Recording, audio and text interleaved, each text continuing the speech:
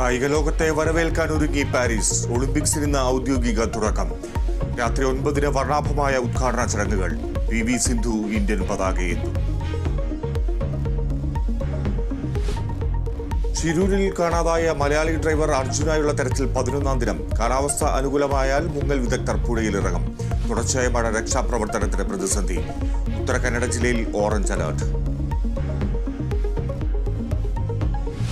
കാർഗിൽ യുദ്ധസ്മരണ പുതുക്കി രാജ്യം.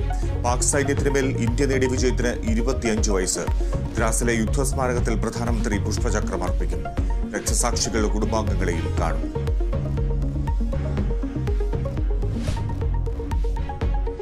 മധ്യ കേരളത്തിലും വടക്കൻ കേരളത്തിലും മഴ തോരുന്നില്ല. 2 ദിവസം കൂടി കനത്ത മഴയ്ക്ക് സാധ്യതയെന്ന് കേന്ദ്ര കാലാവസ്ഥാ വകുപ്പ്. 5 ജില്ലകൾക്ക് ഇന്ന് യെല്ലോ അലർട്ട്. എറണാകുളം കടമ്പക്കുടി പാലത്തിന്റെ അലൈൻമെന്റ് മാറ്റിയതിൽ വിദഗ്ധ സമിതിയുടെ ഇടപെടൽ. സംഘമുടൻ പാലം സന്ദർശിക്കും.